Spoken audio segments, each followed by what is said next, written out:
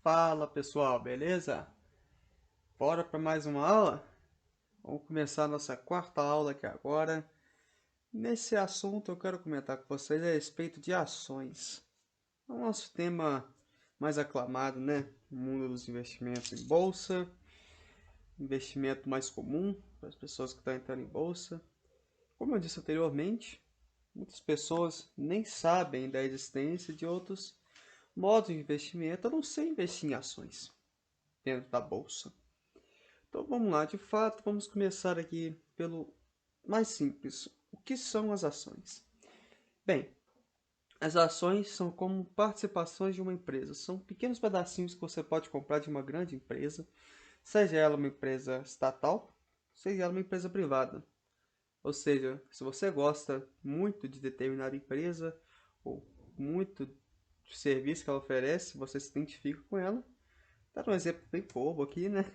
Você pode pegar e comprar a participação dela. Você pode ser sócio daquele negócio. Em alguns casos, você receber parte dos lucros daquela empresa. Porque, como vocês sabem, temos empresas que pagam dividendos e outras que não pagam dividendos. Para você comprar as ações, basta você ir no seu home broker, na sua corretora ou banco, caso houver, e selecionar o ticker da ação. Caso você não saiba o ticker, você pode pesquisar no Google pelo nome da empresa e procurar por ações. E dentro dessas ações você encontra as ordinárias e as preferenciais e as units. Vamos lá. As preferenciais são as que te dão direito de receber os proventos. As ordinárias também, tanto quanto as units. Porém, a preferencial, ela, na maioria das vezes, ela recebe mais dividendos do que as ordinárias. É pouca coisa, mas recebe mais dividendos que as ordinárias. Você pode encontrar essas ações preferenciais com no final do nome da empresa, como por exemplo, vou citar aqui um exemplo do Banco do Brasil, ou melhor, da Taesa. Taesa é uma empresa de energia. O código dela é TAEE4, que é o da preferencial. Se você quiser a ordinária, que te dá o direito de voto dentro da empresa, por exemplo, eu quero ser um acionista relevante que eu possa tomar decisões dentro da empresa. Claro que eu vou ter que despender uma gigantesca quantidade de capital para poder conseguir exercer uma grande quantidade de votos. E para que eu consiga exercer essa quantidade de votos, eu tenho que possuir as ações ordinárias, não as preferenciais. E geralmente os tickers dessas ações ordinárias possuem o final com o número 3, beleza?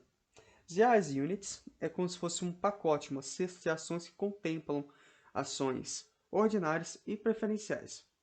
Geralmente essas empresas, o ticker delas apresentam no final o 11, número 11, beleza?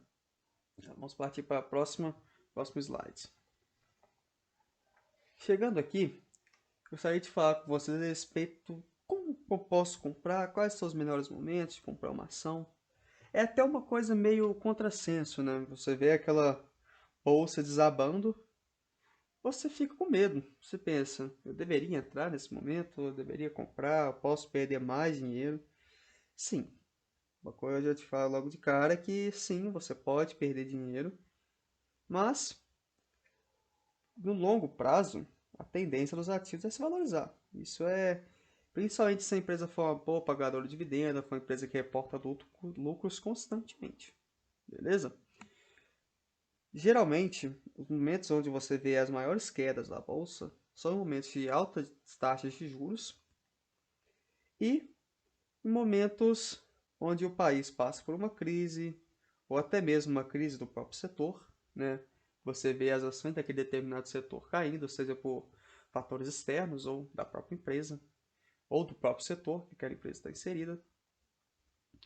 E também com relação ao risco do país, né? Principalmente o risco político, que geralmente, dependendo das medidas tomadas, podem acarretar em baixa das empresas, a saída dos investidores estrangeiros, que faz o volume aumentar de forma a não ser o volume comprador. O volume que tem muitas pessoas querendo vender, para poder sair dessas empresas e ir para outros países.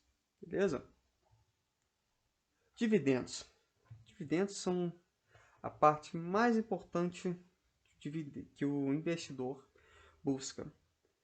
Muita gente preocupa mais com o fator da valorização da ação, o fator de, eu vou ficar milionário com minha valorização, fazer trades. Não, o que geralmente faz do investidor ser um investidor de sucesso são as empresas que pagam dividendos, as boas empresas que reportam lucros constantemente e distribuem para o acionista. Porque você concorda comigo que não faz muito sentido você ter várias ações que não te pagam nenhum provento. Porque se você for ficar esperando somente a valorização da ação em si, pode ser que essa ação nunca se valorize, pode ser que essa ação possa até mesmo cair os seus preços. Então, algo que traz segurança também nos momentos de crise são as empresas de dividendos, porque o mercado enxerga elas como já empresas consolidadas, empresas grandes, empresas que estão em setores perenes e empresas que correm pouquíssimo risco de quebrar. Então, essas empresas que constantemente reportam lucros, elas remuneram o acionista, pagam bons dividendos, pagam recorrentemente. Esses dividendos podem ser distribuídos mensalmente, anualmente, trimestralmente ou semestralmente. Varia de acordo com a política da empresa, beleza?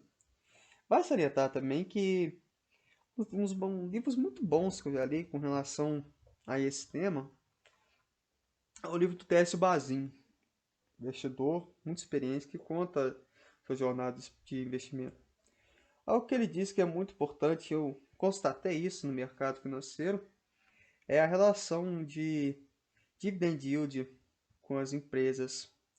Geralmente, para você ter uma relação positiva que vale a pena você entrar nessa empresa para receber dividendos, é caso aquele dividendo esteja em pelo menos 6% do valor da cotação. Então, esse seria o norteador para nós que estamos procurando viver de renda, que é receber o dividendo em 6%, porque além de você considerar o dividendo, você também pode considerar a valorização da ação, o que vai te ajudar também em receber maiores proventos no futuro, porque, querendo ou não, o dividendo ele sai do preço da ação. É diferente dos fundos imobiliários, que não sai.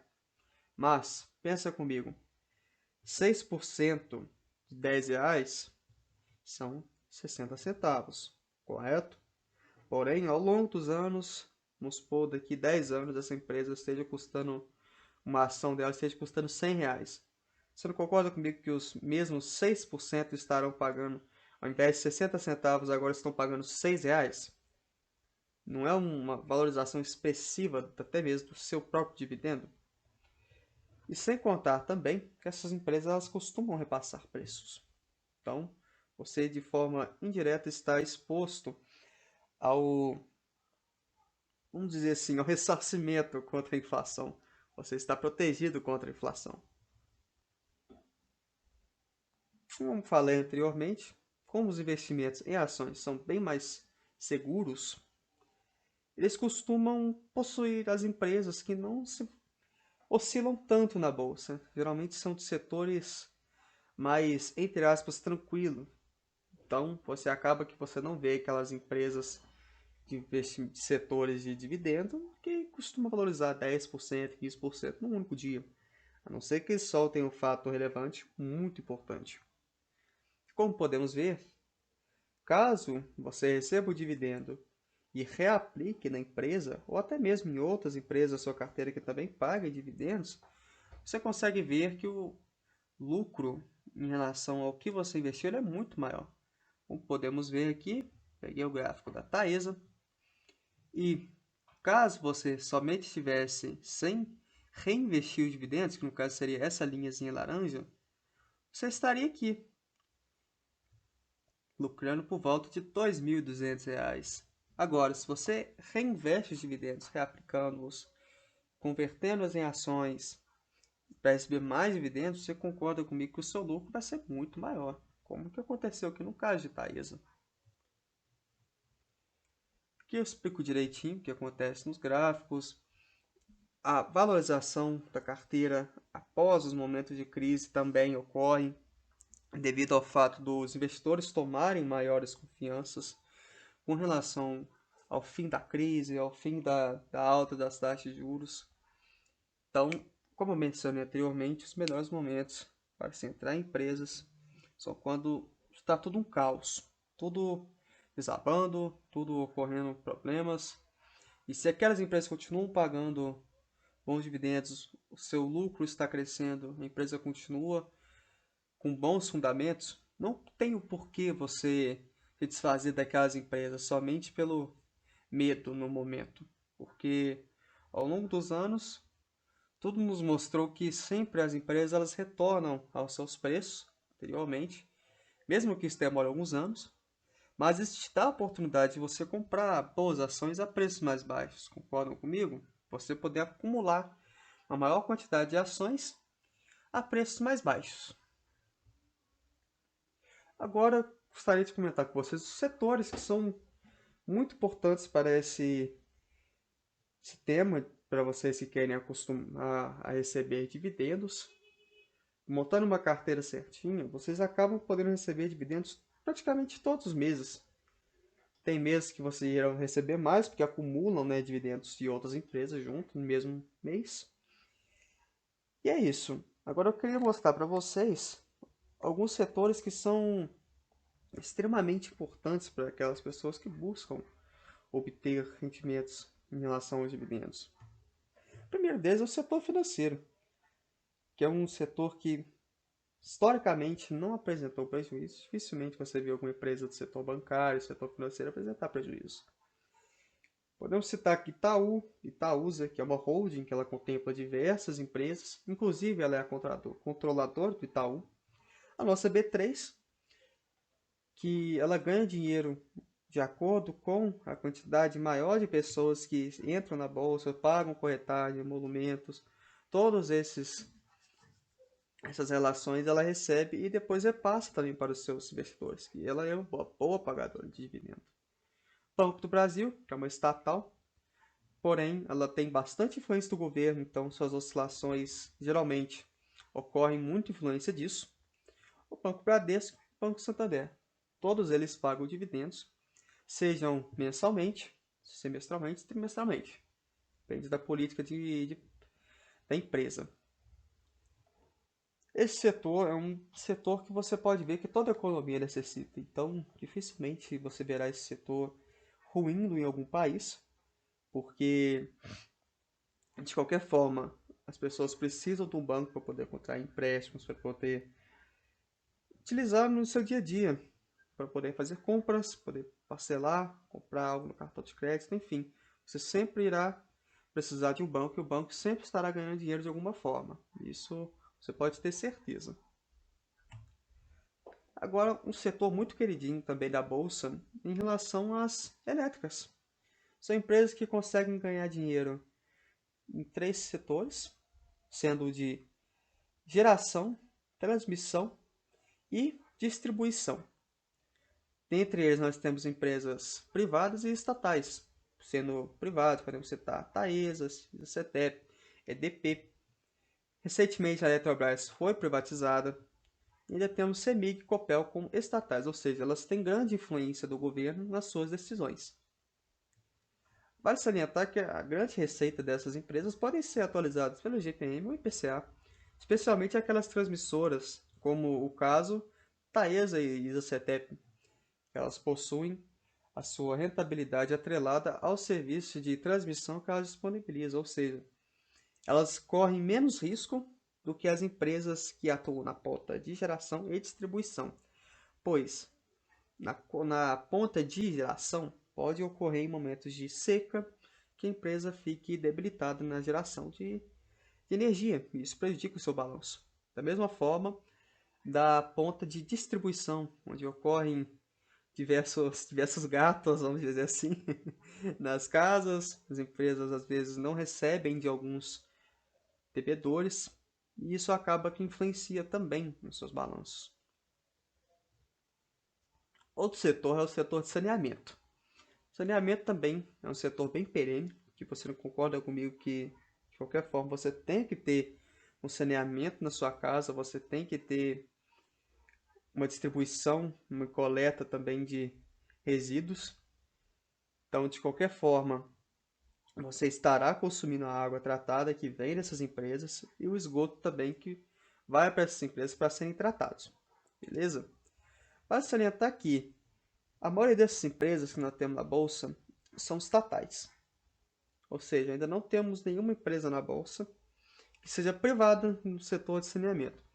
Pode ser que agora, como novo marco de saneamento, pode ser que venham empresas, tomara que venham mesmo empresas novas nesse setor. É um setor bem bacana, é um setor que tem que investir muito, portanto, ele é um setor que acaba muitas vezes não conseguindo superar aquela meta de 6%, mas por serem setores bem perenes, eles pagam dividendos recorrentemente. Aqui podemos ver uma demonstração da DRE da Sanepar, que é a empresa de saneamento do Paraná, que demonstra o seu crescimento. Como eu disse anteriormente, como elas necessitam de fazer grandes investimentos em infraestrutura, elas acabam por aumentar a sua base de receitas.